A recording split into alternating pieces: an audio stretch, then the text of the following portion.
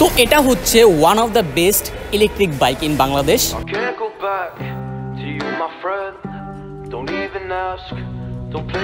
You know you left me lonely, I could tell them the whole story. It may take a couple hours, I've got time, let's get the chat. How could I explain the situation? Man, it's so damn complicated. Where do I start, where do I end? I should go back to bed. I'm going back to all the basics, teaching myself now how to erase it. It's like learning a whole new language, and I'm afraid, too scared to face it. I just want consistent clarity. তো এটা হচ্ছে বাংলাদেশের মধ্যে সবচাইতে competitive প্রাইসের মধ্যে সবচাইতে বেশি পাওয়ার দেওয়া একটা বাইক, যেটার মধ্যে অনেকগুলো স্মার্ট ফিচার আছে। তার মধ্যে একটা হচ্ছে আপনি ডিরেক্ট রিমোট দিয়ে এটা স্টার্ট করে ফেলতে পারবেন। আসসালামু আলাইকুম, কেমন আছেন সবাই? আজকের এই ভিডিওতে আমরা রিভিউ করতে যাচ্ছি আকিজ দুরবার ইলেকট্রিক বাইক। আর এটা সবচাইতে জোস পার্ট হচ্ছে এটা সব দিক দিয়ে দেখতে একটা তেলের বাইকের মতো, আর সবচাইতে কম্পিটিটিভ প্রাইসের মধ্যে সবচাইতে বেশি পাওয়ারফুল ইলেকট্রিক বাইক হচ্ছে এটা।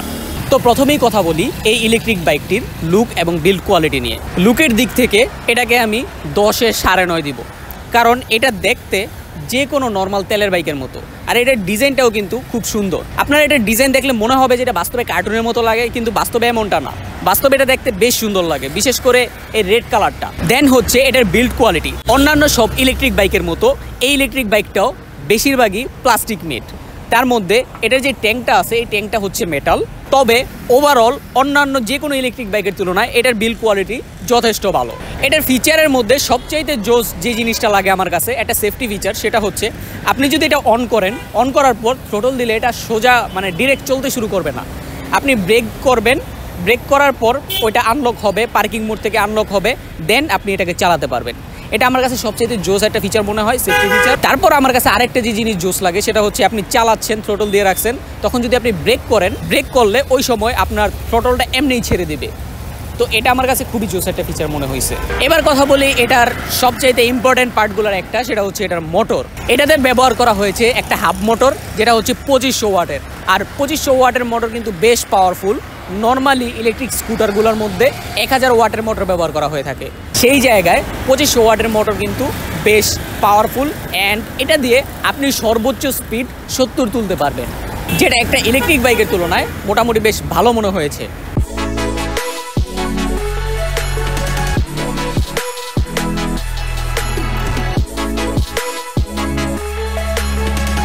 তো এবার আমি আপনাদেরকে বলবো আপনি এটা চালাবেন কিভাবে। আর চালানোর আগে আপনার এটার মধ্যে কী কী ফিচার আছে সেটা সম্পর্কেও বলি। তো প্রথমেই চালানোর জন্য আপনার লাগবে হচ্ছে এটার চাবি। চাবির সাথে এটার একটা রিমোটও আছে। রিমোটের মধ্যে বেশ কয়েকটা ফিচার আছে। রিমোটের মধ্যে আপনি পাবেন লক আনলক বাটন, মানে আপনি রিমোটের মধ্যে ক্লিক করলে এটা লক হয়ে যাবে, আবার রিমোটের মধ্যে ক্লিক করলে এটা আনলক হয়ে যাবে। আর সবচাইতে জোস পার্ট হচ্ছে আপনি চাবি ছাড়া এটা স্টার্ট করতে পারবেন। মানে আপনি রিমোট থেকে যদি ক্লিক করেন তাহলে এটা এই যে এখন স্টার্ট হয়ে গেছে। আবার আপনি এটা রিমোট থেকে অফ করতে পারবেন, যেটার জন্য এটাকে একটু স্মার্টও লাগে।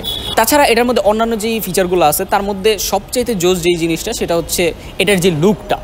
এটার লুকটা আমার কাছে একদম নর্মাল তেলের বাইকের মতো লাগে, যদিও ক্যামেরার মধ্যে এটাকে খেলনার মতো হয়তো বা লাগে এটার ব্যাটারিটা।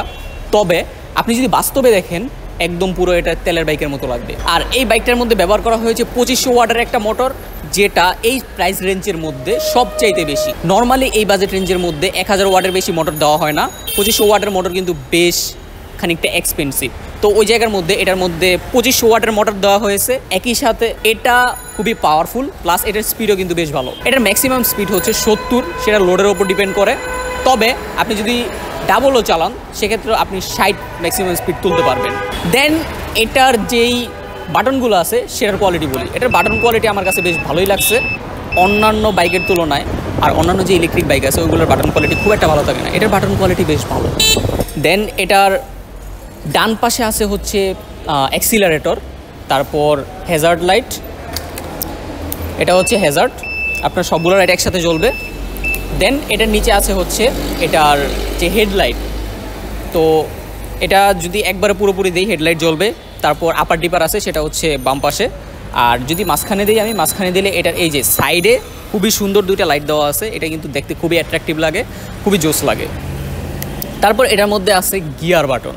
এই গিয়ার বাটনে ক্লিক করলে আসলে এটা গিয়ার না, এটা হচ্ছে মোড। ইলেকট্রিক বাইকের মধ্যে মোড সিস্টেম থাকে, মানে আপনার এটার মধ্যে টোটাল 3টা মোড দেওয়া আছে।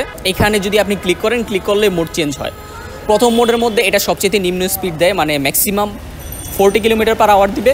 তারপর আপনি যদি মোড চেঞ্জ করেন তাহলে এটার স্পিড আরও বাড়বে। তারপর আপনি যদি মুড চেঞ্জ করে 3-তে দেন তাহলে এটার স্পিড আরও বাড়বে। এটা ছাড়াও এটার মধ্যে রিভার্সও আছে, সেটাতে আসতেছি। আর এটার বাম হাতের এটা কিন্তু ক্লাস না, বাম হাতের এটা হচ্ছে পিছনের ব্রেক।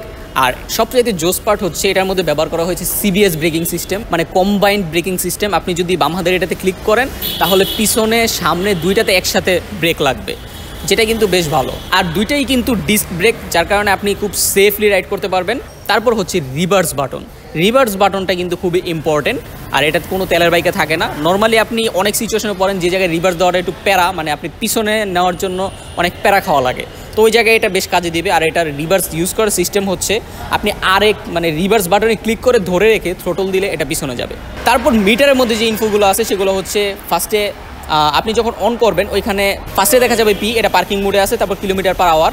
তারপর নিচে হচ্ছে এটা ক্লকের মতো, তারপর আছে হচ্ছে কিলোমিটার, মানে কত কিলোমিটার চলছে। তারপর এখানে আছে ব্যাটারি বার, নিচে হচ্ছে কত ভোল্টেজ, মানে ভোল্টেজও দেওয়া আছে, ব্যাটারি বারও দেওয়া আছে, যার কারণে আপনি অ্যাকুরেট একটা ধারণা পাবেন আপনার ব্যাটারিতে কতটুকু চার্জ আছে ওটা নিয়ে। আর এটা সবচেয়ে জোস যে ফিচারটা আছে, যেটা একটা সেফটি ফিচার বলা যায়, সেটা হচ্ছে এটা কিন্তু নর্মালি এটা অন হয়ে যাবে না, মানে আপনি অন করলেন সাথে সাথে আপনি রাইড করতে পারবেন না। আপনি যদি ব্রেকে ক্লিক করলে তারপর এটা হচ্ছে রাইডের জন্য রেডি হবে। এটা একটা সেফটি ফিচার যেটা আমার কাছে খুবই ভালো লাগছে।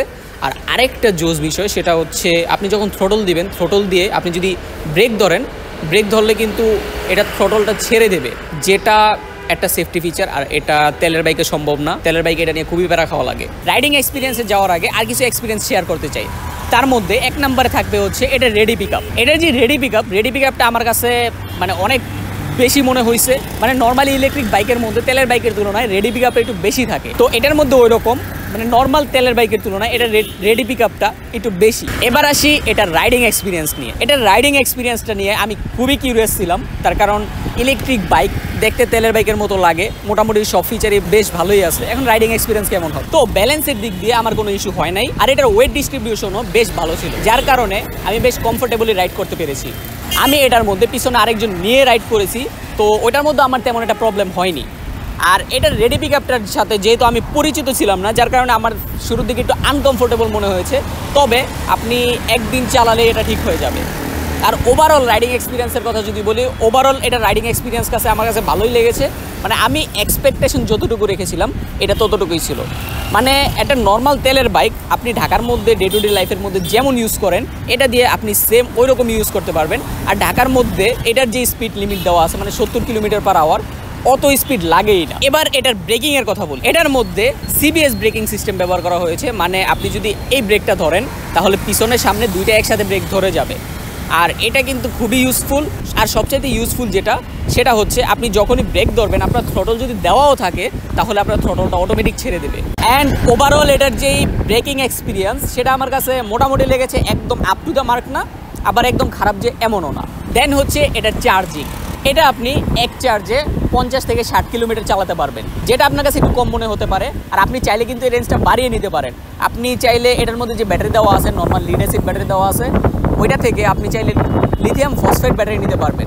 ওই ক্ষেত্রে আপনার চার্জটা একটু বেশি যাবে, কিন্তু আপনি এটার মধ্যে বেশ ভালো মাইলেজ পাবেন, প্লাস আপনি অনেক ভালো এক্সপিরিয়েন্স পাবেন।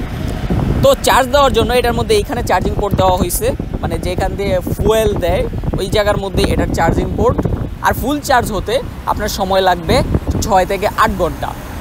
আর আপনি যদি লিথিয়াম ব্যাটারি নেন, লিথিয়াম ফসফেট, ওই ক্ষেত্রে আপনি 2 ঘন্টার মধ্যে ফুল চার্জ দিতে পারবেন, যেটা কিন্তু খুবই টাইম সেভ করবে। দেন এটার আরেকটা জিনিসের কথা বলি, সেটা হচ্ছে এটার সাসপেনশন। এটার সাসপেনশনটা আমার কাছে একটু শক্ত মনে হয়েছে, হতে পারে এটা নতুন যে এই জন্য, তবে এটার সাসপেনশনটা আমার কাছে খুব একটা মানে অত কমফোর্টেবল লাগেনি, মোটামুটি আর কি চলে। এবার বলি এটা কাদের জন্য এবং কাদের জন্য না। আপনি যদি পয়েন্ট টু পয়েন্ট রাইড করেন, মানে আপনার বাসা থেকে অফিস, অফিস থেকে বাসা, এরকম যদি হয়, আর দূরত্ব যদি হয় 30 কিলোমিটার, বা আপনি যদি রেগুলার 50 কিলোমিটারের মতো রাইড করেন, তাহলে এটা হচ্ছে পারফেক্ট চয়েস আপনার জন্য। এটার মধ্যে আপনার ইঞ্জিন অয়েল লাগতেছে না, কোনো মেনটেন্যান্স লাগতেছে না, জাস্ট আপনি চার্জ দেবেন আর চালাবেন। আর আপনি যদি এমন হন যে আপনি মাঝে মাঝে ঘুরতে বেরোন, অনেক লং রাইডে যান, তাহলে এটা আপনার জন্য না। মানে নর্মাল ইউজের জন্য ঠিক আছে, কিন্তু আপনি যদি একদম লং ট্যুর দিতে চান ওই ক্ষেত্রে কিন্তু এটা আপনাকে প্যারা দেবে।